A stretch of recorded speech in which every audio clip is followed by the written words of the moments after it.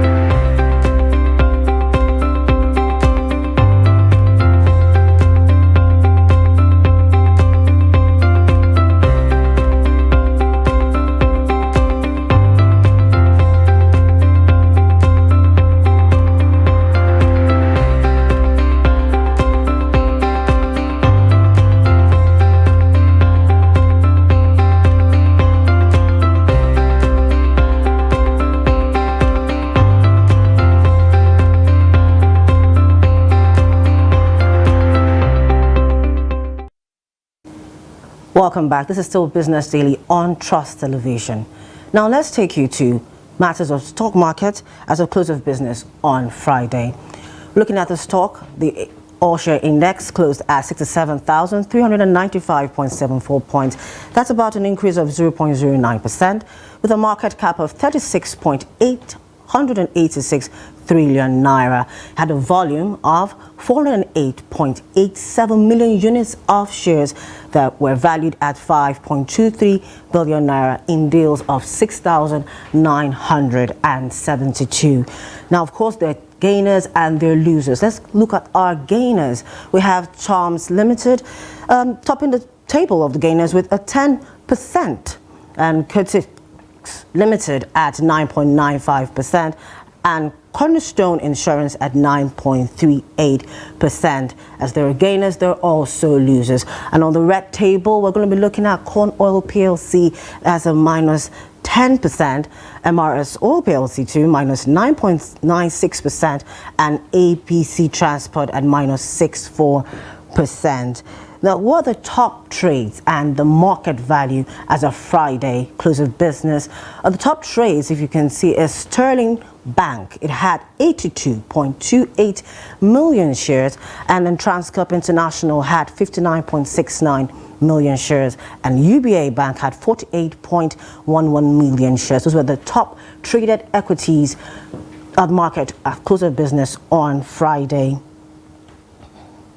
Now, the different sectors, of course, if you see in our previous slide, you could see that, yes, the banks were the top traders, sectors that did well. So definitely NGX Banking should do well as well, as 0.48%. NGX Industrial, we see it's a downward trend, had minus 0.08%. NGX Consumer Goods as green at 0.37%. The NGX Oil and Gas, well, corn oil was among the top losers, so that makes it for minus 1.80%. And NGX Insurance, Cornerstone, was among the top gainers as well, making that at plus 2.15%. Those are the details from us coming from us at the close of business on Friday. Now, on the African scene, we have Johannesburg Stock Exchange. It's a red matter. It went down at 0.47%. Now, the Ghana Stock Exchange had an upward trend at plus 0.33%, and the Nairobi Stock Exchange had a nosedive at minus 1.5%. Now, before we go on that break, Nigeria's Consumer Price Index still on the rise. The visa ban by the UAE conundrum sparks reactions. More on that right after this break. Don't go nowhere. Do stay with us.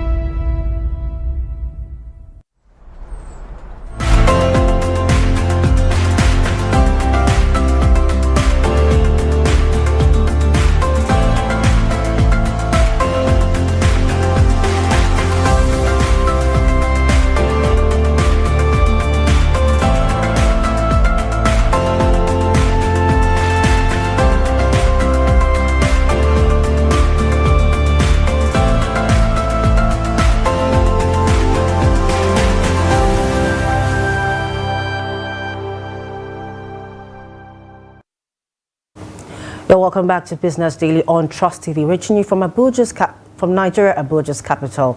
My name is Chiamaka Nwafo.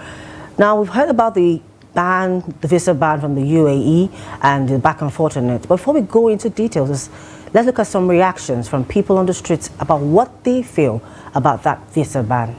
Tinubu has expressed displeasure that the visa ban between United Arab Emirates and Nigeria is so disheartening. He stated this when he paid courtesy visit to the United Arab Emirates president to make the relationship between the country more cordial. A cross-section of people that spoke to Trust Television said the lift of the visa ban will go a long way to make both countries more cordial in terms of boosting their economy. Yeah, because of even now, there is some of our students that they are studying in Dubai, but due to the visa ban, so no in, no out. That means that they have blocked everywhere. But now, and even our marketers, likewise, I have where I normally buy market in Barnex.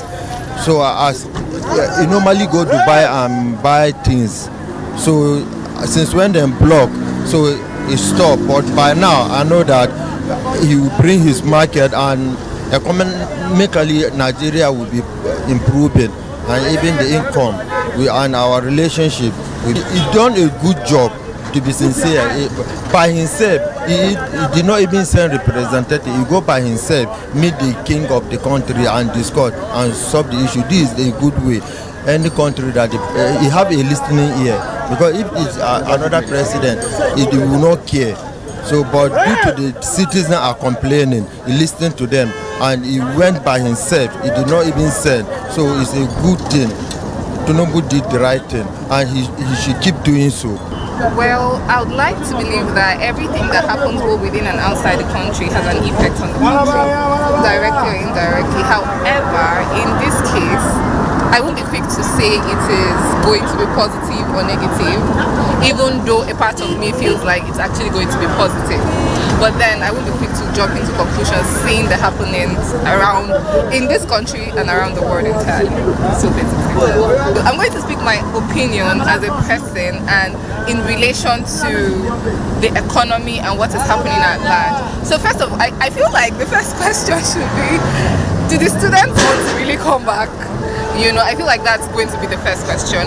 But since the ban has been lifted, in as much as some of them will want to come back, we still have some who probably have other things they want to do or other courses they want to run and all of that. But then again, I also want to look at the fact that some of them wouldn't want to come back here, considering the academic atmosphere we have at the moment. They'll probably want to go elsewhere, you know, and then get if that is if they want to further, and those who want to return home. I mean, since the visa ban has been lifted, like, they can, you know, easily come home, and I mean, I feel like that's all I have to say. Other residents who said the move by the president is actually an imperative one will go a long way also to boost the economic strength of both countries. Yes, most definitely it's going to affect the country more definitely.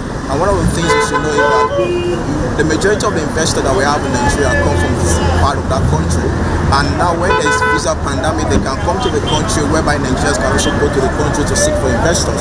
And no matter how Nigeria is sustainable, we still need foreign investors so that we can grow. So I personally think that it's going to increase the growth of the economy, and majority of the time the investor from outside the country will come, and we as a Nigerian, we can go there to also seek for money to help with our economy.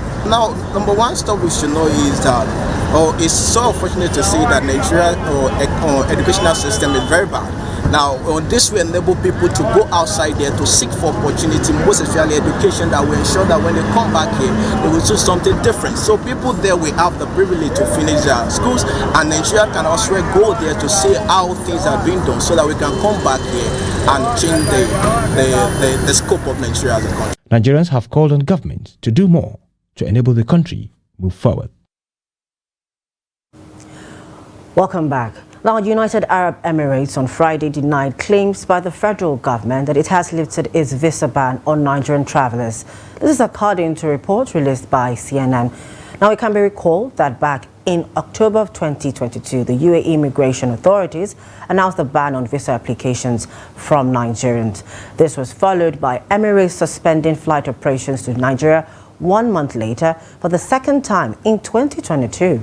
And this was due to its inability to repatriate its $85 million revenue trapped in the country. Now, joining me in the studio today is financial analyst Aliyu Ilyas. Thank you so much for joining us. Thank you for having me. Now, we've listened to that talk, and Right.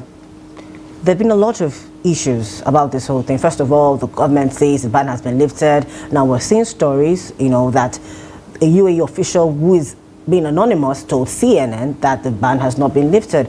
What do you make of that? Because it doesn't make sense, seeing as the president went and saw the king in the UAE. Right. I actually listened to a lot of conversation around it, and I also watched during Gilali when he made that assertion. But I knew for sure it's not a plug that you switch on and switch off. It has to do with a bilateral, and there have to be an agreement and discussion. Perhaps the major issue on our part has not been solved, because if you look at aviation, Ministry of Aviation, and also CBN, the Etihad and Emirates actually complain about their fund that they cannot, access a repatriated fund and what have you. So I was thinking it's a process. I was thinking the president's spokesperson who said it is in process, and over time there will be solution to it, because it's beyond what you just switch on and switch off. Perhaps if you even listen to the Arab Emirates authority itself, they even said they discussed other bilateral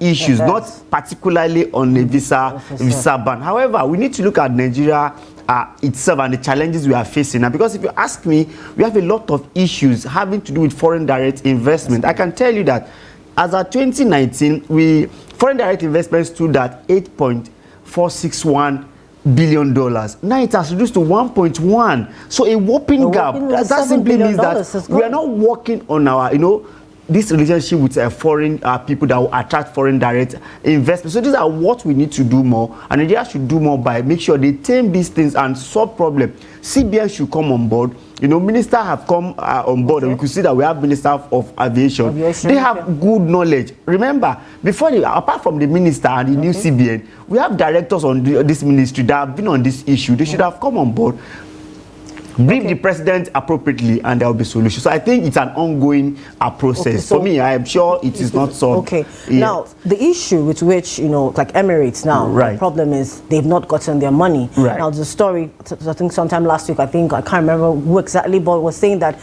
foreign investors have taken $5 billion. Now, I'm wondering, this issue, this money issue, why? Because if people can't, is the reason why people won't come in. If I can't take my funds out, why will I now come and bring in my money into the country? What can be done, and why, again, are they holding back these monies? What exactly is the economic reason for not letting the investor who has come in to put in their goods take back their funds? Right. We actually have what is called policies of unsought. If you look at the Nigerian government itself, remember this dollar and naira issue has become a serious issue, where we say we can access a official rate of dollar, and there is other windows as well to access. So now government is trying to unify this, like they just unify it during President Tinubu floated the naira. Now it was not like that. So there are issues of that balance, that this is what we are supposed to access, this is what we are supposed to collect. So that's the major problem, and that's why we always emphasize that policies of unsought is a big issue. So if we are going to take a route, we should take a route that will sustain over time. And it's still our weak naira issues that are still bringing this issue. Now, beyond that also, we need to look at our economic issues that are suffering. Remember, they just have students that are in UAE. How would they move, to do business? Remember also that there are a lot of Nigerians doing business in Arab Emirates, as it were. So how would they? So Nigeria should look at our own side also and get deep into this issue. Remember, even when Emirates actually sanctioned Nigeria, it's not only Nigeria, it's about 19 countries in Africa, and they are complaining about this. So Nigeria have a lot to lose in this relationship for now, because we have a lot of things doing with them. So we have to look into it and actually do something very, very urgent. So I think President Tinubu should ensure that his foreign minister now take charge, foreign aviation minister take charge, and CBN and find a final solution. President cannot be everything. In fact, we should celebrate President that he has taken it as a point of duty to travel down to Arab Emirates to solve the problem. But I know it's not a switch that you on and off. It's a process. Well, we have to move on to other topics. That's a very major thing to talk about. But let's now, due to speculations by experts, it says that Nigeria's inflation rate has retained an upward trend. According to the latest Consumer Price Index, now released by the National Bureau of Statistics on Friday, it shows that Nigeria's inflation rate jumped now from 25.8%. You know, that's 1.72 percentage points higher than it was at 24.08% in July. So, you know, because it's like we're just going up. I'm not seeing there's no decline. So maybe somehow, maybe somewhere down the road there might be a decline. I don't know. And because the MPC is coming up, and we're going to see the trends are going to take. In recent times, they've been increasing their rates, their everything, in order to bring down the inflation rate. However, it doesn't seem to be working. What can we do? Because it's not sustainable. It's not sustainable. What can we do? Well, the first thing we need to emphasize is that the more the inflation rate is high, the more the interest rate and other sundry issues. So Nigeria must do more to really tame this inflation. If you look at what is a major driver of this inflation, is food inflation, and it's about 29%. So what are we doing to solve this food inflation? You will see that that's what we have to look at. The first thing we should look at is supply chain. Our supply chain has become a problem. It's possible you have a lot of food in Yobe, a lot of food in Benue. How are they able to bring it out? What is supply chain? That's one. Number two is the insecurity. Insecurity has become a serious problem. If there is insecurity, food will be there rotting, and that's what is actually happened to most of these people. So these are the problems. So we must make sure that we deal with this. Perhaps another thing we need to look at, there is energy cost. You know, energy cost is a serious issue. There's removal of fuel subsidy. There's floating of naira. So all these things come together to give us, and that's why we are challenging the coordinating minister Wale Edun that we need to do more to make sure that we tame all this problem through the fiscal policy and monetary policy. I'm sure things actually come. And on the MPC, I don't know why they keep increasing the MPR. They say it's because it's supposed to help bring down the inflation. But it has proved counterproductive. So what exactly? It has shown that it does not really work. Now, what do you think can be done? That's why we have to go back and look at our productivity. Because if you don't produce, things are not coming out, our MSME are not growing, it's going to be a problem. So for me, I think in this MPC coming, the MPR should be just left as it is. You know why? As an investor or as a manufacturer, I would prefer to take my money to bank and also collect higher interest compared to invest in an inflation and unstable economy. So these are why they need to sit down and look at other means. Perhaps you should also remember that we have also floating the naira. Now that we float the naira, it's becoming pretty difficult for even investors to source and to use the money, because now even for government too, in terms of debt servicing itself, if you are servicing debt at maybe $450 value, it has increased now to about 900, and it's kept increasing. And that's why we said two variables bringing together, the variable of removal of subsidy and the variable of floating of naira. It's a two thing that is going to be working against us, except we find way of also bringing to some extent part of subsidy. Again, manufacturer need to be considered. I'm telling you, and this is why. Do you think that bringing back the subsidy? I will let you know this. Why did I say so? Now, a manufacturer that want to go and assess something. Remember, NNPC has just gone to borrow money from Afrexim Bank to really cushion the effect of buying of fuel. What is that? Is that not subsidy? Subsidy in different way. He has to even meet the president to seek for go-ahead to go and do that. So if a manufacturer does not have a window to access a particular fund to get some things, a manufacturer will transfer. You agree with me that consumers are finding it difficult to even buy things. Things are getting serious. In fact, we are losing weight. I don't know how to explain better. Yes, actually, food inflation actually went very, very, very high this time around. And we're looking at basic things like rice, tomatoes, cereal, these things, you know. And of course, at times we say grains, and then we'll go to, when we talk about it, we say the Russian-Ukraine war. But away from the Russian-Ukraine war, even here in Nigeria, we planned some of these things. Now, I'm going to take us to the continent at large, and I have some numbers here that says, you know, out of the 55 countries on the continent, well, 44 with our inflation We're just 11 points away from Zimbabwe, that has one of the worst inflation numbers. Now, South Sudan, Seychelles, Burkina Faso, and Mali and Botswana are the top 5. In that top 5 are 2 countries that have experienced a coup. How are they, how have they been able to make that work in that whole instability of democracy, back and forth, and how has that happened, and what can we do in this country, because we're not experiencing that anytime soon, hopefully, what can we do? I think the magic country is Rwanda. I don't know how Rwanda is getting to solve their own problem. The thing is that it is a global issue. We will agree. Yes, inflation is everywhere. But at this point in time, I don't think we should be giving an excuse towards Ukraine. Russia is about 1 year now. Yes, actually. So we are supposed to have looked away and look at what we can do. So I think the issue of inflation and looking at food inflation, we need to come domestic and look at what is the even problem that we don't have food sufficient. If you look at President Tinubu's 8-point agenda, the first number 1 is food security, and he has declared emergency in food security. But I was also thinking, I'm trying to look at the blueprint. If you are declaring emergency, where is the level of supply chain? Our problem is that if you have a farm produce in Kano, you want to take it to Lagos, and you want to take it through 40 feet a container, you'll be expending about 20 million naira to take it. So if you spend 20 million naira to take consignments to Lagos, where are you going to spread the money? You share it to the consumers, and that's why we said we have to do a lot of things to tame this supply chain process. So we have to now sit down and look at what is our problem of supply chain. There's food sufficient, there's food in Kebbi. Why is that food difficult to bring to Abuja? So these are the supply chain we need to look at. I'm going to have to cut short, but just before we go, do you think that this inflation report that has come out will affect the upcoming MPC event later this month? Well, I think it should affect it positively, not negatively, by making sure that you don't increase the MPR beyond what it is, and that will give you information on what to do next. These are the things they need to look at. Okay.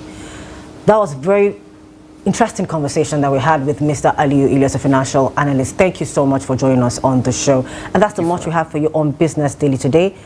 Same time tomorrow we'll be here, but don't forget to follow us on our social media platforms and watch us on our live stream on YouTube. Till tomorrow, I am Chiamaka Mafo.